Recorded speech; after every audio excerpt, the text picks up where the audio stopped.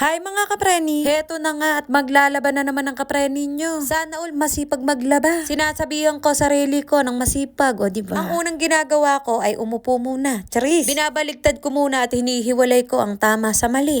Oy, may tama ka na. Ay kapag hindi na paghiwalay-hiwalay kapreni, baka mamaya may damit na kumukupas ay maghahawa-hawaan. Ay hiningal ako magsalita. Tuwing Friday ng tanghali ako naglalaba o kaya hapon. Pero bukas ko pa isasampay. Nakikita nyo palang kapreni, napapagod na kagad kayo. Ako nga mga kapreni, gusto ko mapagod pero hindi ko magawa.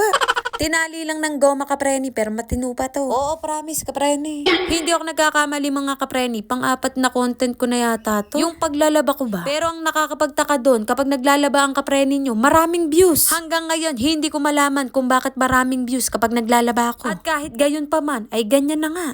Binabalawan ko muna mga kapreni bago ko isalang sa washing machine. At para medyo mawala ang dumi na nakapakat sa damit. Inulit ko lang ha. Sabihin nyo sa akin paulit-ulit yung sinasabi ko. Hayaan nyo na yung paulit-ulit kapreni. Ang sabi ng nanay mo, para kang serang plaka. Hahay!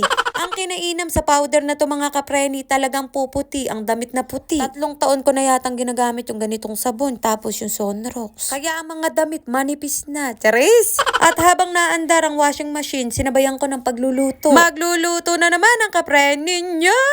To the highest level. Uy, namiss ko yun ha. Adobong sitaw at namiss ko yung ganitong luto. Huling luto ko nito nung election pa ay pagkakatagal na hanes. Mekos-mekos lang hanggang sa maluto ang sitaw. Tapos pwede nang kumain. Ganun lang. Okay, nabukasan na nga nito kapreni. Sabado na. Nabanlawan na kagabi yung mga nilaban ko pero hindi na ako nakapag-video. At si nanay naman ang nagbanlaw mga kapreni. Wala lang, gusto lang daw niya. Bait ng nanay ko, no? Kasi nga daw may rowing inaalagaan. Ay siya nga, mahirap nga naman kapreni kapag may batang maliit ay hindi ka kagad makakagalaw, makakakilos. Sa mga gawaing bahay, huwag kayo mag-isip ng kung ano-ano. Tapos, ang gagawin ko naman ay ida-dryer ko. Kahit matindi ang sikat ng araw mga kapreni, dinadryer ko pa rin. Ang bango kasi kapag din-dryer tapos binilad. Para bang kapit na kapit yung amoy ng popcorn, ganun. At kapag hindi naka-dryer mga kapreni, para bang nawawala yung amoy ng popcorn kapag natuyo. Based on my experience ba? Uy, English yan!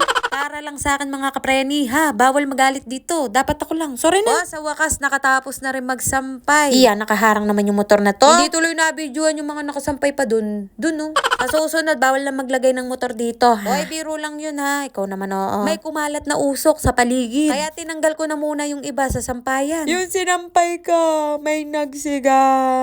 Yung kahapon ka pa nagpapakahirap maglaba, tapos ngayon mo sinampay, tapos biglang may usok. Ay, loud trip. Hanggang dito na lang ang video-video. Maraming salamat sa mga nanood. Bye mga kapreni!